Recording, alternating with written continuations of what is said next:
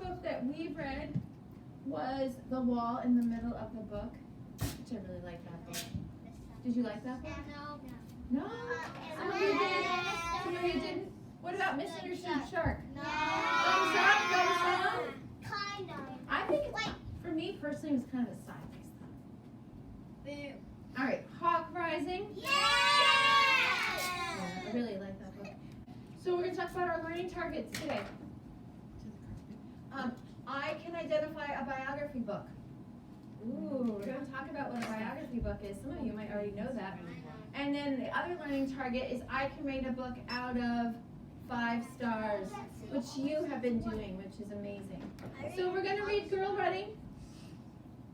This is my author, Annette Pimentel, and then illustrated by Micah Archer. And as I said before, Micah Archer did the illustrations in Daniel's Palm last year. They do look kind of similar, don't they? They are 2 different women. Annette Pimentel has a website. Here is her website, and this is her little blog on her website. And here's her book, Girl Running. And she writes a little bit about her book, about why she wrote it, but what she ended up doing was she made these videos before her book actually came out, where she went and she interviewed girls about running and what they liked about running or didn't like about running or what they found challenging. So I thought those would be fun to watch before we actually read the book. I run because I like the feeling of being free. And are there any bad parts or hard parts of running? I usually don't like the hills. The hardest part for me usually is running down the hill. Going up the hills is like probably the toughest part for me. Well, some people say it's up the hill, but for me it's down the hill. All right, so Girl Running is actually a biography. Can anybody tell me what a biography is? Yes, Nejma. It's like... Yes, exactly. It's a story about a person's life. So a biography is a book written about a person. It tells us about a person. It can tell us about their whole life. It can tell about a portion of their life. And Girl Running is a biography.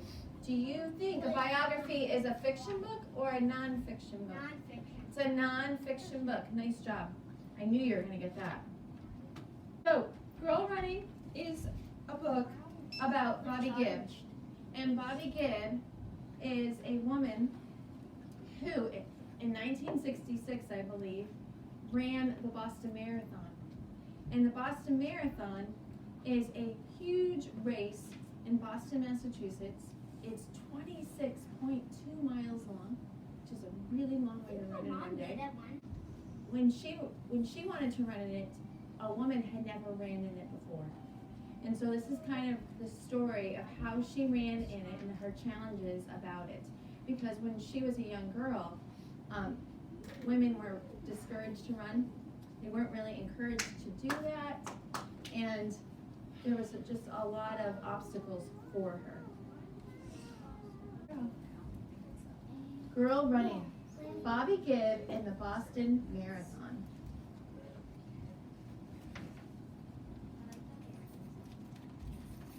See her in the background, she's running even in the snow. Bobby Gibb must wear a skirt to school because she is a girl.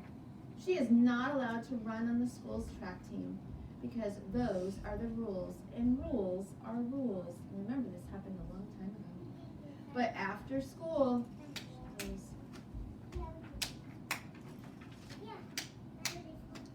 Bobby leaves the rules behind. She changes into pants and runs in the woods. Her feet crunch on frozen ground. She loves to twist through the trees like a bounding deer. The wind rushes past her ears. She is fast.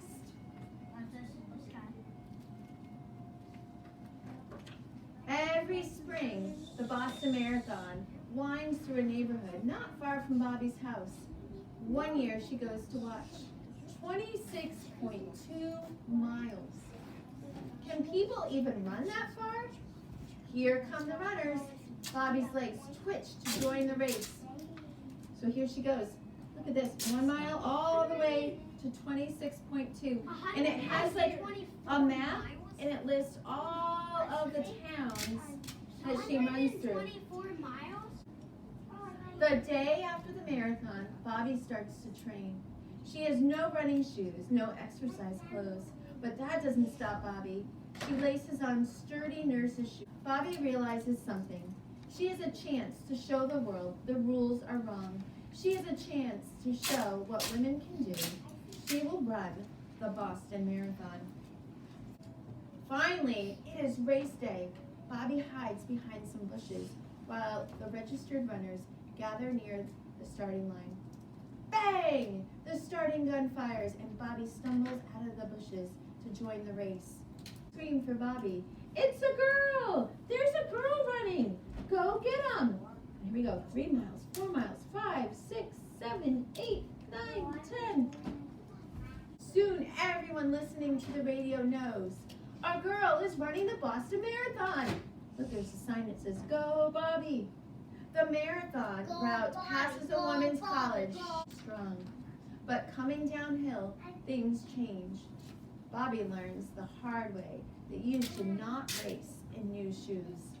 Her feet are covered with blisters that pop and bleed. Every step burns. She can barely move for the pain, but she never considers stopping. She will finish this race if she has to crawl.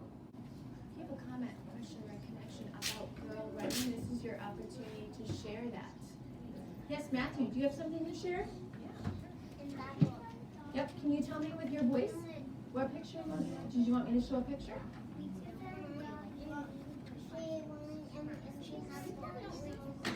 Mm-hmm. Thank you for sharing that.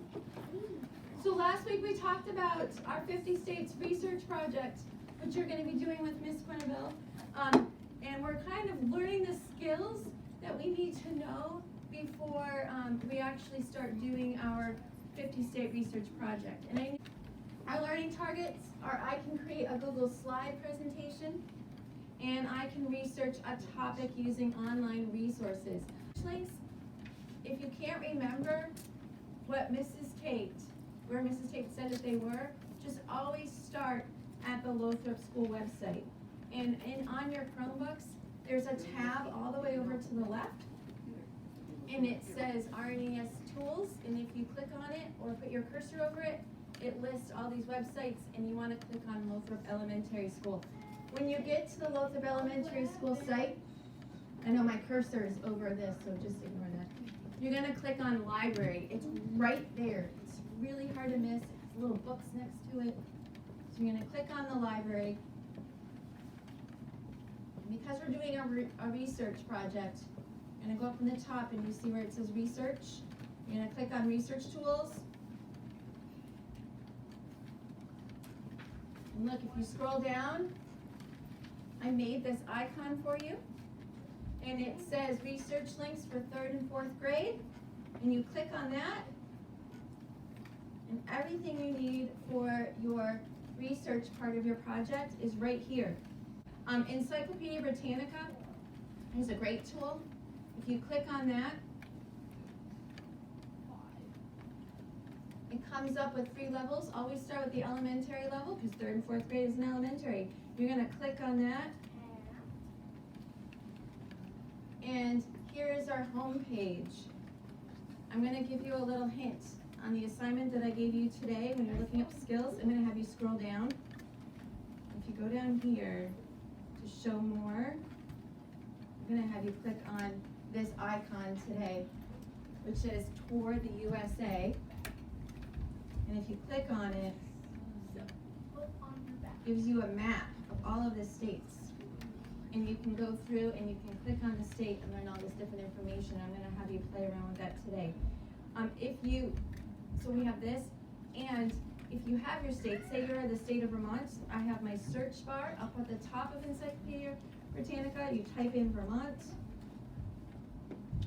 All of this information comes up. If I click on the first link, here's the profile of Vermont. We have our Vermont flag over here. And we have maps. We have state symbols. that you can use. There's information here in the introduction. We also have information on geography, people, the economy, the history. One thing that I really like about Encyclopedia Britannica is that you can read it or you can have it read to you. So I have this little triangle, this little play button up here. If you click on that, See table Vermont profile. The U.S. state of Vermont is nicknamed the Green. and you can follow right along. Can anybody tell me what it means to cite sources? Me. Do you know?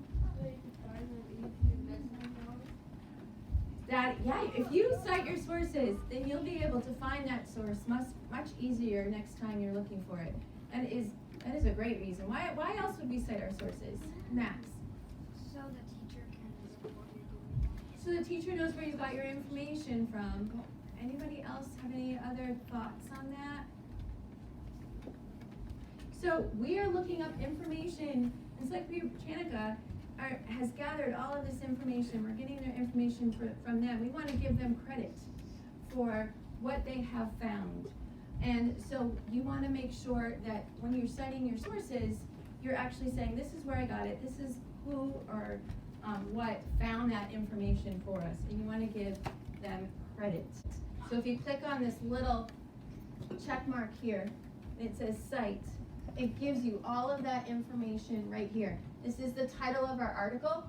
This is where we got it from, Britannica School Encyclopedia. This is when it was written, January 16, 2020. That is very current information right there. Here is the link to the article, and then this here says, and you'll see this when we cite websites, access January 29, 2020. That means that's when we read it, so that would be today. If you go to National Geographic for Kids, you click right on that link. Some fast facts about the United States. Here's a map of the United States. Lots of information, people and culture. So lots of fun stuff here. We'll explore more of this later. Ducksters, which was I have it bookmarked right to U.S. state history. So you go directly there, and you pick the state that you want to research. I'll pick Massachusetts. Mrs. Tate used to live in Massachusetts. So there's some history. There's Native American history. There's when the Europeans arrived. There's all this history, colony, all this information here. It's a timeline. And Ducksters really kind of concentrates on the history. Today, you're going to work on your scavenger hunt if you haven't finished that yet. Here are the three things. This is the scavenger hunt that you're working on now. We're ignoring this one right now, the 50 states presentation. We're ignoring that. So scavenger hunt is what you're going to work on if you haven't finished that. And then using online resources is what we're doing today. I just want to show you this. So once you finish your scavenger hunt, what you're going to do is, I listed the link is right here to that document that had all the links, so it's right there for you. You're going to go to Encyclopedia Britannica, and you're going to follow these directions, and you're going to choose a state to discover, and you're going to and then you're going to put over here what you learned about these different things. And I've asked you specifically